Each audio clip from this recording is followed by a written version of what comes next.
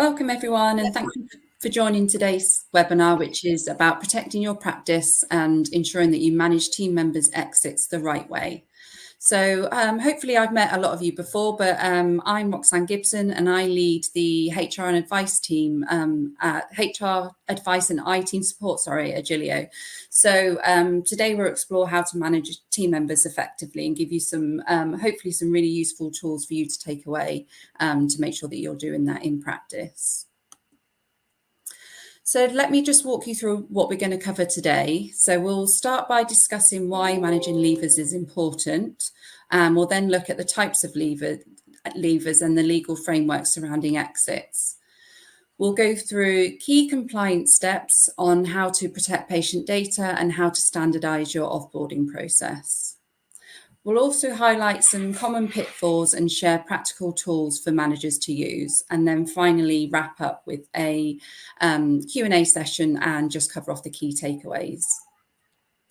So just want to caveat that we have previously delivered a webinar which went through step-by-step process for managing an exit, from kind of acknowledging the resignation to the final pay letter. So we're not going to go into that level of detail today. This session is a higher level overview of the risks associated with managing leavers, what can happen when it goes wrong, and to provide you with some tools, specifically a checklist for ensuring that you cover all compliance steps to reduce the risk on the practice.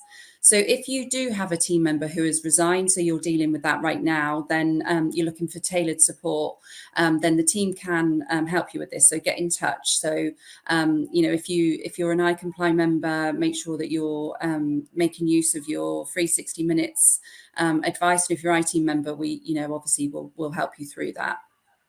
So we do have an hour in for this session, but you'll be pleased to know that it won't take the full hour, so you will get some of this time back. And as I said before, because it's a high-level overview, it won't be a lengthy session. So it's just to highlight the risk to you, but also then give you some tools to use for you to be able to actually put that in practice when you're actually dealing with a leaver. So just before we go into the main part of the presentation, there is the opportunity for you to ask questions as you go along. So please just pop those into the Q&A box, and I will try my best to answer as I go along. But if I don't get the opportunity to answer as we go along, then I will go in at the end to make sure that I answer any of those questions. Okay, so let's look at why managing leavers matters. So poor offboarding can lead to legal risks, as well as operational disruptions and reputational damage. So a well-managed exit process also helps to maintain team morale and patient trust. So what can happen if a thorough process isn't followed? So you could be looking at an unfair dismissal claim. So if the process isn't fair or properly documented, then employees may take legal action. So this is more applicable to leavers where where it's involuntary, so maybe a redundancy or you're dismissing somebody, rather than a traditional leaver where they have actually resigned. You need to be aware of breach of contract, so not fulfilling notice periods, not calculating the final pay correctly, or benefits can lead to tribunal claims. If you don't ensure that offboarding is done correctly, there could be a data protection breach, so failing to revoke access or mishandling personal data can violate GDPR. You could come across intellectual property and confidentiality issues. So this is where ex-employees may misuse sensitive business information.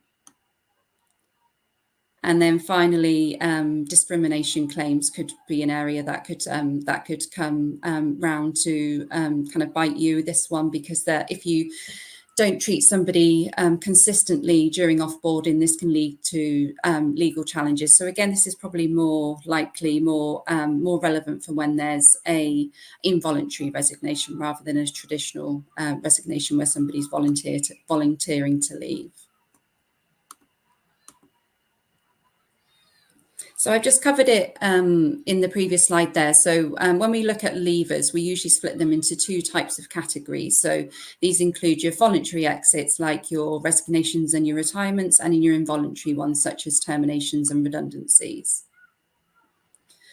So looking at voluntary leavers, so your traditional resignation, somebody decides that it's time for them to move on and they leave. So that's a voluntary leaver, but then this also includes retirement as well. So somebody's leaving due to their age or personal choice. And then you've got your involuntary. So this covers your termination. So when you've decided that actually this person is no longer fit to be in the business for, it could be due to poor performance or due to capability issues. And then you've got redundancy, which would also fall into involuntary leaver as well. So the redundancy is where the role is eliminated due to there no longer being a business need because the business has changed.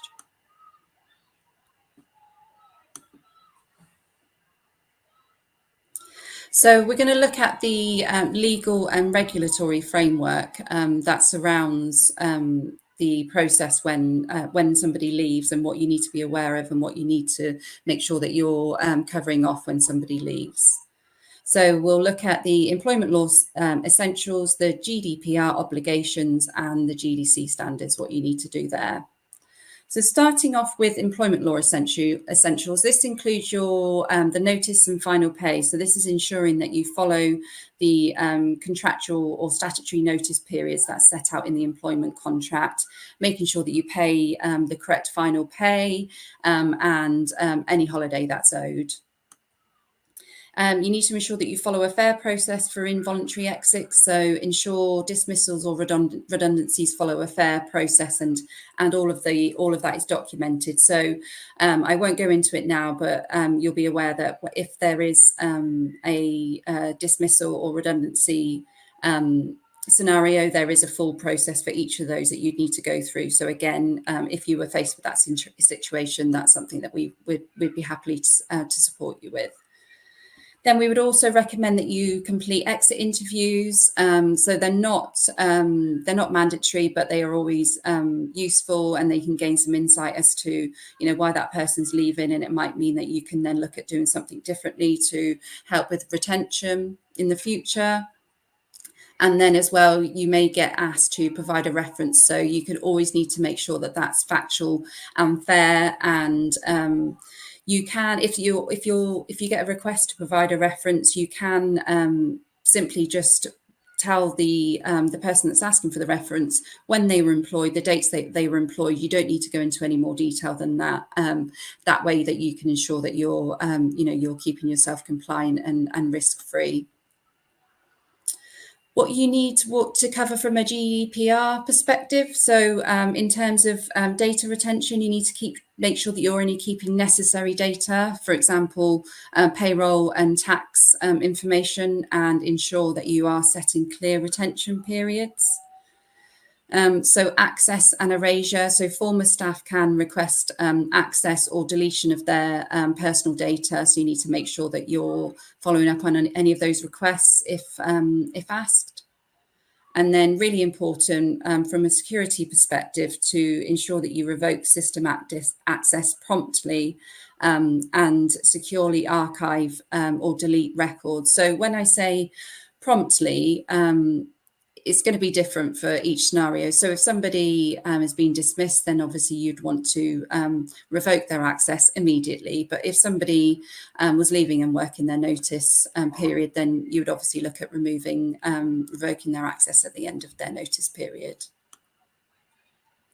And then from a GDC perspective, to ensure patient safety, you need to ensure that there's a proper handover and continuity of care. And we also speak about scope of practice as well. So this is making sure that the remaining team members that are there have the, you're not overextending them, they have the right competencies and skills to be able to continue with patient care. Do you need to consider recruitment for that leaver? And then we would also say that you look at your indemnity, confirm your insurance coverage. So do you need to do anything there with, if somebody that's left, do you need to revisit your insurance, but then also make sure that from a GDC perspective, you're notifying them if needed, that person's left, or if there's any concerns that you have with that person, you've got an obligation to make sure that you're notifying GDC.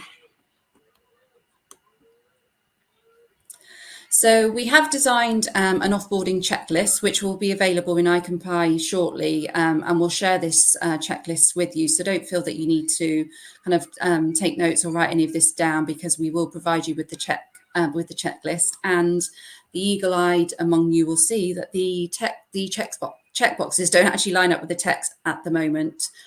So I spotted this kind of last minute as it was on my slide, but don't worry, when it's available to you, they will line up, because obviously that it needs to look, it will be professional, but that would just drive me loopy if it wasn't all lined up. So I'll make sure that that's all sorted for you. I won't go through each step. You can see all of the steps on there for yourself, because I have covered some of it previously. But as I mentioned, if you are dealing with a leaver right now, then get in touch with us, because we can offer you bespoke support and advice for your individual scenario. And just a reminder again, for all iTeam and iComply members, the team can support you with all of this, and there are various documents and templates that you can access in iComply to support you with this process as well.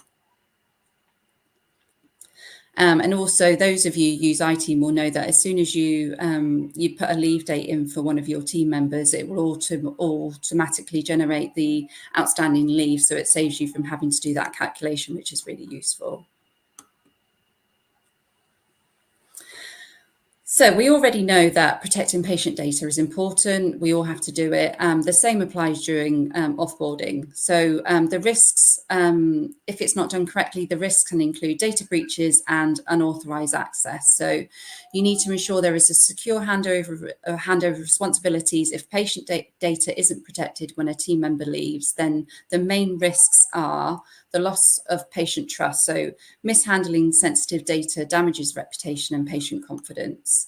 You could also be subject to regulatory action. So the GDC may investigate for failing to maintain confidentiality. There could be a risk of identity theft or fraud. So exposed data can be misused for criminal purposes. There could be operational disruptions. So ex-employees with access could delete or misuse records.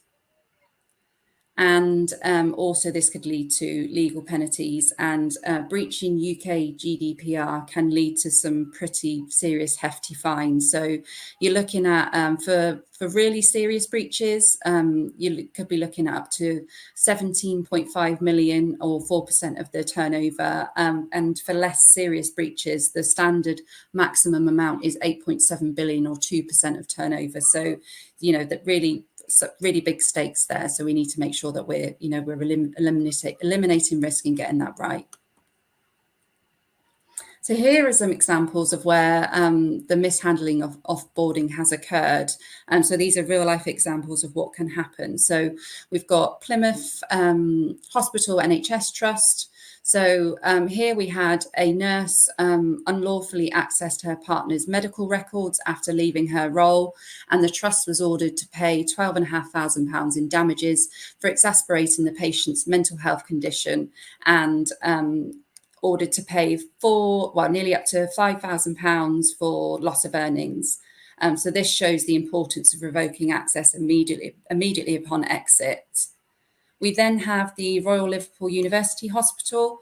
So here we had a former health worker access the records of relatives without any work-related reasons. So she was fined £500 in order to pay prosecution costs. This breach occurred because access controls were not properly managed. This also, as you can imagine, led to reputational damage for the trust, as they didn't take appropriate measures when this team member left. So those are just some real life examples that you can find for yourself out there if you look at this type of thing. So it's just to kind of really cement what can happen if this isn't handled correctly. So we're actually getting close to the end of the presentation. So as I said, it's a very high level tour of what can covering what can happen. So let's just recap the key points for managing team member exits and why it matters. So doing it properly reduces the risk, the legal risk, protects data, maintains reputation and team morale. So the legal essentials includes ensuring that you follow the right notice period, the final pay is correct, that there is a fair process that's followed when there is a involuntary dismissal, and ensuring that you take all steps from a GDPR and GDC perspective that's outlined in that checklist. There are some critical steps of the process that include confirming the notice and final pay, revoking all access immediately or when is appropriate, securely handle data and patient handover. And then from a data protection perspective, you need to ensure that you're removing access and updating policies to prevent breaches.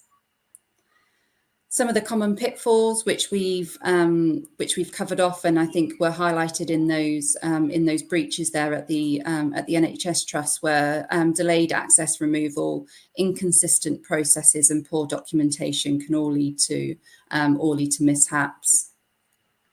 And make sure that you're making use of the support tools out there. So this new offboarding checklist, that's going to be available to you. This is one of the key things I want you to take away from this session. This is actually a practical tool for you now to be able to work through this checklist and say, by doing all of these things, I'm minimising the risk to the practice.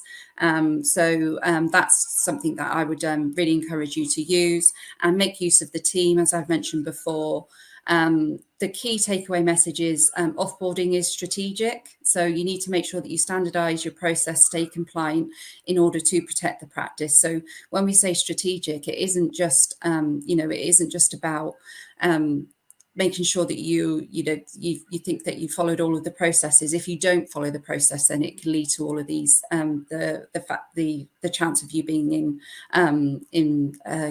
in court with a financial claim. So it's really, really important that you do follow those key steps to make sure that you're minimising that risk.